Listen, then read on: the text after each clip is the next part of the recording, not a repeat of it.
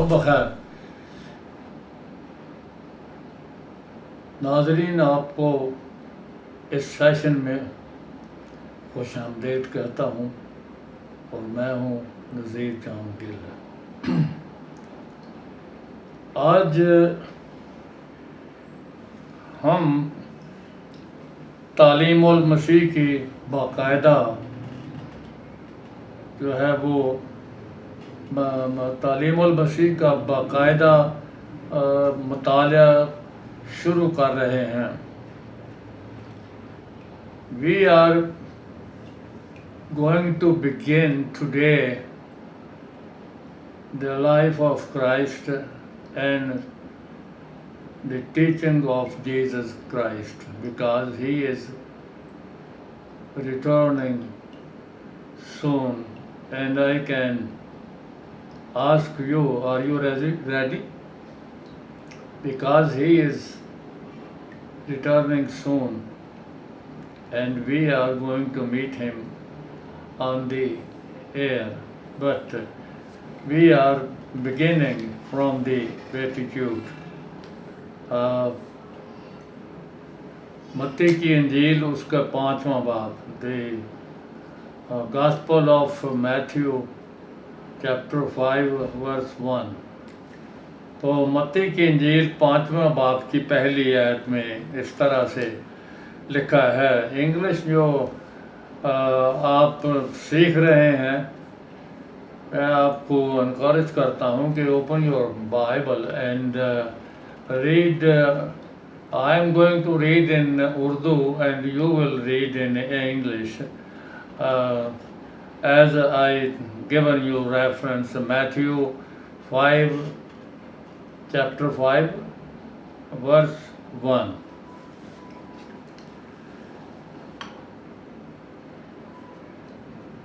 وہ اس بھیڑ کو دیکھ کر پہاڑ پر چڑھ گیا، اور جب بیٹھ گیا تو اس کے شاگرد اس کے پاس آئے۔ دوسری آیت، اور وہ اپنی زبان کھول کر ان کو تعلیم دینے لگا۔ مبارک ہیں وہ جو دل کے غریب ہیں، کیونکہ آسمان کی بادشاہی انہیں کی ہے۔ ایسے آگے ہم جو ہے وہ پڑھتے چلے جائیں گے، لیکن پہلی بات جو ہے وہ یہ آپ کے سامنے بیان کر رہا ہوں کہ خداوند یسوع مسیح جو ہے وہ پہاڑ پر چڑھ گئے۔ اس کو جو ہے وہ اس کو نام جو ہے وہ سرمن ایٹ دی ماؤنٹ یہ بھی کہا جاتا ہے، ٹھیک ہے۔ تو جب وہ بھیڑ کو دیکھ کر پہاڑ پر چڑھ گیا اور جب وہ بیٹھ گیا تو شاگرد اس کے پاس آئے، تو وہ اپنی زبان کھول کر ان کو یوں تعلیم دینے لگا۔ یہ لوکا رسول کی انجیل میں بھی موجود ہے، یہ حوالہ جو ہے اس میں لکھا ہے، اور وہ ان کے ساتھ اتر کر ہموار زمین پر بیٹھ گیا، کھڑا ہوا، اور وہ ان کے ساتھ اتر کر شاگردوں کے ساتھ اتر کر ہموار جگہ پر کھڑا ہوا، اور اس کے شاگردوں کی بڑی جماعت اور لوگوں کی بڑی بھیڑ وہاں تھی، جو سارے یہودیہ اور یروشلم اور سور و سیدا کے بحری کنارے سے اس کی سننے اور اپنی بیماریوں سے شفا پانے کے لیے اس کے پاس آئی تھی، بڑی بھیڑ۔ تو یہ دونوں اناجیل میں اس واعظ کا یا پہاڑی واعظ کا یا سرمن ایٹ دی ماؤنٹ کا ذکر موجود ہے۔ اور اب ہم اس بات کو بھی دیکھتے ہیں کہ پہاڑی واعظ کی اہمیت، یہ پوائنٹ جو پہلا ہے وہ ہے اے یا الف، پہاڑی واعظ کی اہمیت۔ پہاڑی واعظ کی اہمیت اس حقیقت سے دیکھی جا سکتی ہے جس کی بنا پر یسوع نے اس واعظ کو دہرایا۔ دیگر موقعوں پر اس نے خاص حصوں کو دہرایا۔ یسوع نے پہلے اس واعظ کو پہاڑ پر اپنے شاگردوں کے سامنے سنایا۔ اس نے بھیڑ کو الگ چھوڑ دیا اور خود پہاڑ پر چلا گیا، اور اس کے شاگرد اس کے پاس آئے اور وہ اپنی زبان کھول کر انہیں یوں تعلیم دینے لگا۔ تو اس نے یہ بات ان کو سنایا، پھر وہ ان کے ساتھ نیچے آیا۔ یہ لوکا کی انجیل میں ہے۔ نیچے آیا اور ہموار جگہ پر کھڑا ہوا۔ یہ دو واعظ ہیں۔ کئی دفعہ لوگ سمجھتے ہیں ایک انجیل میں لکھا ہوا ہے پہاڑ پر چڑھ گیا، دوسری انجیل میں لکھا ہوا ہے وہ نیچے کھڑا ہوا۔ تو یہ بات جو ہے وہ آپ کے سامنے رکھی جا رہی ہے کہ آپ کو سمجھنا ہے کہ شاگردوں کے ساتھ پہلے یہ باتیں اس نے کی، پھر اس کے بعد نیچے ان کے ساتھ اتر کر آیا اور ہموار جگہ پر کھڑا ہو کر شاگردوں کی بڑی بھیڑ اور دیگر لوگوں کو بھی سنایا۔ تو اس کا ایک خاص بات جو ہے اس کو بھی یاد رکھیں۔ لوکا کی انجیل جو 6 باب کی 12ویں آیت ہے، اس میں جو ہے وہ ایک جو ہے وہ بات بڑی خاص اہمیت رکھتی ہے۔ کون سی بات؟ پہاڑی واعظ تمام واعظوں میں طویل یعنی لمبا واعظ ہے۔ جو واعظ ہماری یادداشت میں موجود ہیں یہ ان تمام سے طویل ہے۔ یہ واعظ مندرجہ ذیل باتوں پر مشتمل ہے، لیکن پہلی بات یہ ہے کہ واعظ سے پہلے جو ہے وہ نے ایک بہت بڑا کام کیا۔ کون سا بڑا کام کیا؟ یہ ہے کہ اس نے تمام رات دعا کرنے میں گزاری۔ تو میرے ہم خدمت ہو، میں آپ سے سوال کرتا ہوں، ناظرین آپ سے بھی، کہ کیا آپ نے کبھی ساری رات دعا کرنے میں گزاری ہے؟ کیا آپ نے ساری رات نہیں تو آدھی رات آپ نے دعا کرنے میں گزاری ہے؟ یا کیا آپ نے 1 گھنٹہ یا 2 گھنٹے دعا کرنے میں گزارے ہیں؟ خداوند یسوع مسیح جب باغ گتسمنی میں تھا تو اس کے شاگرد جو تھے وہ تھوڑا سا آگے بڑھا اور پطرس اور یوحنا اور یعقوب کو ساتھ لے گیا، پھر ان کو بھی تھوڑا پیچھے چھوڑ دیا، اور وہ جب دل سوزی سے دعا کر رہا تھا تو جب واپس آیا تو اس نے انہیں سوتے پایا، تو اس نے خداوند یسوع مسیح نے شاگردوں سے کہا کیا تم ایک گھڑی بھی میرے ساتھ جاگ نہ سکے؟ تو میرا سوال آپ کے سامنے یہ ہے مناد بھائیوں کہ کیا آپ 1 گھنٹہ جو ہے 1 گھڑی بھی اس کے ساتھ نہیں جاگ سکتے یا جاگ رہے ہیں؟ تھینک یو، اگر آپ جاگ رہے ہیں، دعا کر رہے ہیں تو مجھے خوشی ہے۔ تاہم جو میری بات یہ ہے کہ ہم سب کو ضروری بات یہ ہے کہ ہمیں جو ہے وہ واعظ کرنے سے پہلے، پلپٹ پر جانے سے پہلے بہت دعا کرنے کی ضرورت ہے۔ خداوند یسوع مسیح نے یہ نمونہ دیا ہے، God had chosen you and me, and God wants me and you that we must put some time in prayer, and when we are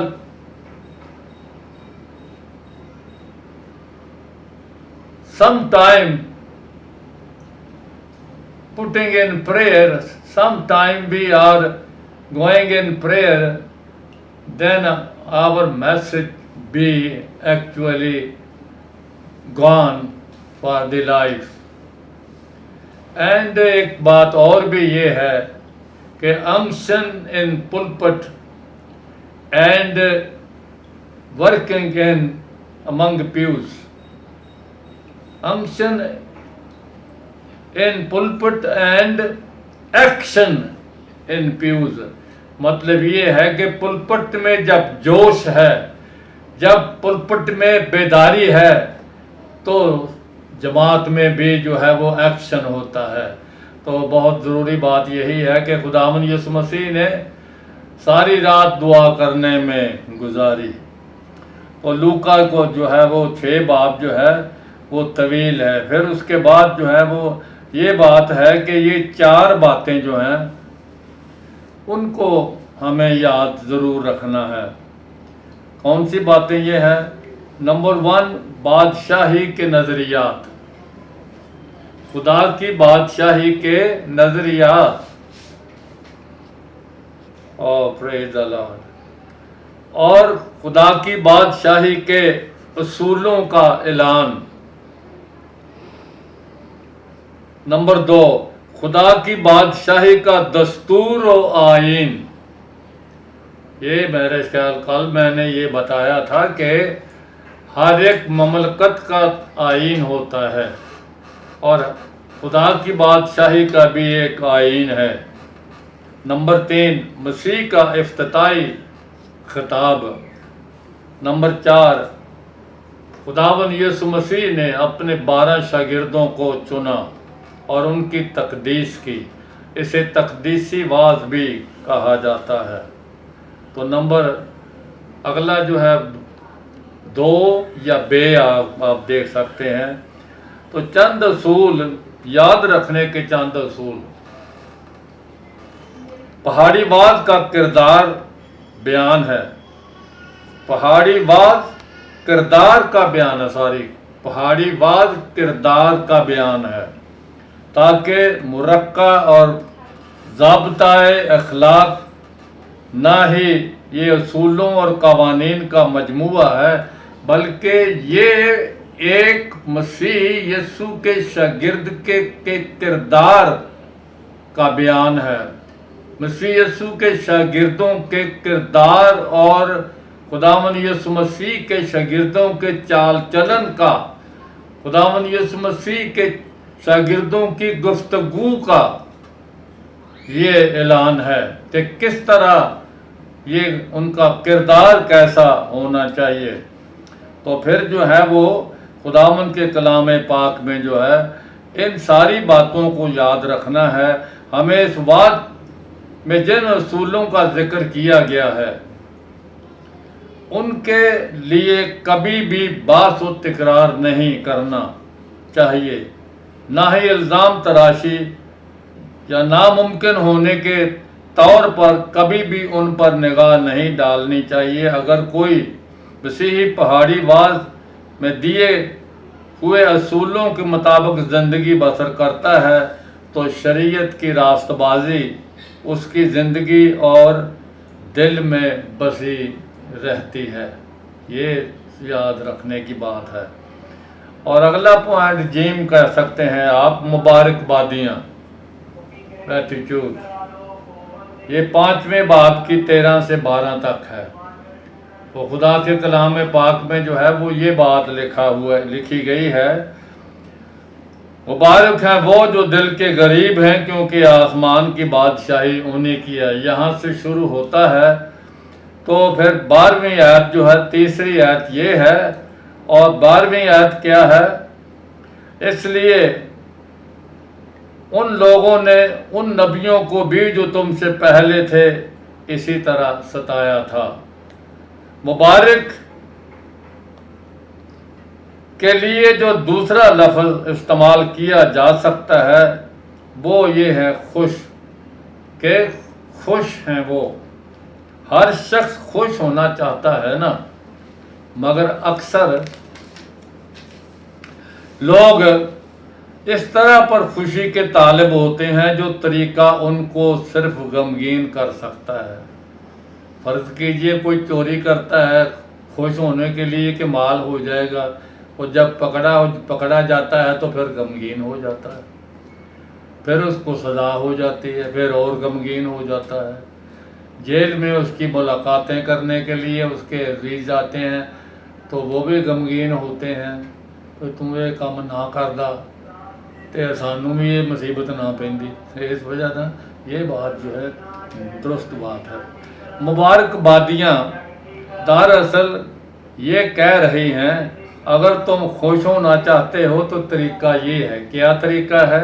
مبارکبادیاں خارجی حالت کو بیان نہیں کرتی، مطلب بیرونی انسان کی جو بدن جو ہے ان کی حالتوں کا بیان نہیں کرتی، بلکہ اندرونی رجحان کا بیان کرتی ہیں، اندر کی بات جو ہے وہ بیان کرتی ہیں، نہ ہی اس بات کا کہ لوگ ہمارے ساتھ کیا سلوک کرتے ہیں، بلکہ ہم ان کے ساتھ کیسا سلوک کرتے ہیں۔ یہ نہیں ہے کہ لوگ ہمیں کیا کہتے ہیں، لوگ ہمارے متعلق کیا سوچتے ہیں، بلکہ بات یہ ہے کہ ہم لوگوں کے متعلق کیا سوچتے ہیں۔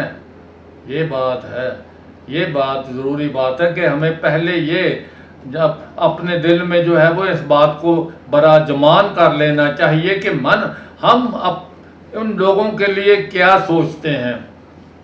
اس وجہ سے اس بات کو یاد رکھنا کہ لوگ جو ہے وہ اپنے طور پر جو ہے وہ سوچتے ہوں گے، ٹھیک ہے، لیکن ہم ان کے لیے کیا سوچتے ہیں، ہمیں ان کے لیے سوچنا کیا سوچنا ہے، ہمیں ان کے لیے سوچنا ہے کہ ہمیں ان کے لیے دعا کرنا ہے کہ وہ بھی خداوند یسوع مسیح کے جو شاگرد ہیں ان کے لیے دعا کرنا تاکہ وہ دن بدن مضبوط ہوتے جائیں، اور جو ابھی تک خداوند یسوع مسیح کو نہیں جانتے ان کے لیے بھی دعا کرنا تاکہ وہ ان کو جان جائیں۔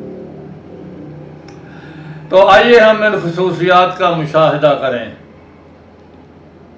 پہلی بات کیا ہے؟ نمبر 1، دل کے قریب، یہ حقیقی انکساری کا بیان کرتی ہے، حقیقی انکساری۔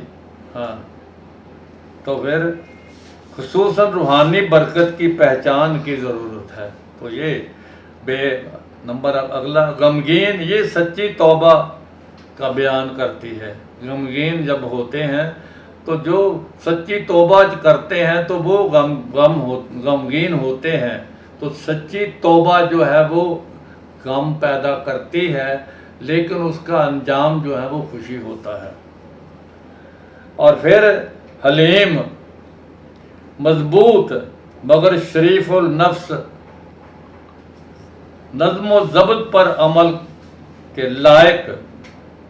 آج پاکستان میں جو ہے وہ لاک ڈاؤن ہوتا ہے تو کیا آپ لاک ڈاؤن کے تابع داری کرتے ہیں؟ کیا آپ جو ہے وہ اس پر نظم و ضبط پر جو نظم و ضبط ہے اس پر عمل کرتے ہیں تو خداوند آپ کو برکت بخشے۔ اگر نہیں کرتے تو آج ہی سے فیصلہ کریں کہ ہمیں اپنے ملک کے، اپنے ضلع کے، اپنے صوبے کے نظم و ضبط میں شامل ہونا ہے۔ ہم نے اپنے آپ کو جو ہے وہ قابو میں رکھنا ہے۔ اور آگے جو ہے وہ خدا کے کلام جو میں لکھا، اور اپنی روحوں میں شدید آزمائشوں پر غالب آنے والے ہوتے ہیں۔ پھر دل پاک، میں ایک دفعہ جب میں روڑی میں تھا تو ایک آدمی آیا، ایک شخص میرے پاس آیا، تو اس نے مجھے کہا کہ میں آپ کو ایک ڈاکٹر کے ساتھ ملانا چاہتا ہوں۔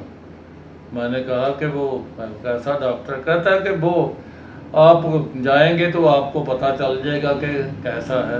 چلو، اس نے مجھے کچھ نہیں کہا کہ وہ کیسا ہے کیا اس کے، تو میں اس کے ساتھ چلا گیا۔ تو جب میں اس کے کلینک میں پہنچا تو میں نے جو ہے وہ یہ کہا کہ خداوند کی برکت آپ پر ہو۔ تو اس نے جو ہے وہ چھوٹتے ہی پہلے مجھے سوال کیا کہ آپ مانتے ہیں کہ خدا ہے؟ میں نے کہا کہ ہاں میں مانتا ہوں کہ خدا ہے۔ تو اس نے کہا کہ دکھائیے مجھے کہ خدا کہاں ہے، کہ کہاں خدا ہے؟ میں نے کہا کہ ہر جگہ موجود ہے۔ کہتا ہے کہ یہاں بھی موجود ہے؟ میں نے کہا ہاں یہاں بھی موجود ہے۔ اس نے کہا کہ پھر بتائیں، دکھائیں مجھے۔ ایک سیکنڈ میں میں نے اپنے خداوند سے کہا خداوند مجھے جواب دینے کی قوت عطا فرما اور دانش دے. تو میں اسے لے گیا. میں نے کہا متی کی انجیل اس کا 5واں باب 8ویں آیت جو ہے وہ آپ پڑھ سکتے ہیں. تو میں پڑھتا ہوں آپ کے سامنے, میں زبانی کوٹ کرتا ہوں. مبارک ہیں وہ جو دل کے پاک ہیں کیونکہ وہ خدا کو دیکھیں گے. تو میں نے کہا ساری ڈاکٹر صاحب آپ کا دل ناپاک ہے, آپ خدا کو نہیں دیکھ سکتے. اور وہ جو ہے وہ شرمسار سا ہو گیا اور اس نے کہا کہ ٹھیک ہے آپ مجھے ٹائم دے سکتے ہیں ہفتے میں 1 دن یا 2 دن وغیرہ. تو میں نے کہا کہ ہاں دے سکتا ہوں. بہرحال جب اس کا وہ ٹائم میں دیا گیا اور خدا کا شکر کہ وہ خداوند کے پاس آ گیا. وہ اس نے توبہ کی اور خداوند کا جلال اس کے توبہ کرنے کے وسیلے سے ظاہر ہوا. تو یہ ہے دل پاک, خدا کے طالب ہونے میں واحد مقصد رکھنے والے. خدا کا جو طالب ہوتا ہے ان کا ایک ہی مقصد ہوتا ہے اور وہ صرف مقصد یہ ہے کہ وہ خدا کے لیے زندہ رہنا چاہتے ہیں, کہ وہ خدا کے لیے زندہ ہیں. تو اس وجہ سے ان باتوں کو جو سمجھنا ہے تو یہ باتیں جو ہیں وہ آگے کل پھر جو ہیں وہ ہم آگے بڑھیں گے. تو کل تک مجھے آپ اجازت دیجئے, کل ہم پھر ان باتوں کو جو ہے وہ آگے بڑھائیں گے. کل جو ہے ہم جو ہے وہ دیکھیں گے کہ راست بازی کے سبب سے جو ستائے جاتے ہیں. اگلا پوائنٹ وہ یہ ہے کہ حقیقی راست بازی کیا ہے. تو خداوند آپ کو برکت بخشے, ان باتوں کو یاد رکھیں. تو کل پھر ملاقات ہوگی خداوند کے فضل سے, نہ کہ میری چاہت کے وسیلے سے. خداوند کے فضل سے آپ کے ساتھ ملاقات ہوگی. آمین اینڈ آمین. God bless you. Hallelujah. Praise the Lord. Wonderful God. Amen.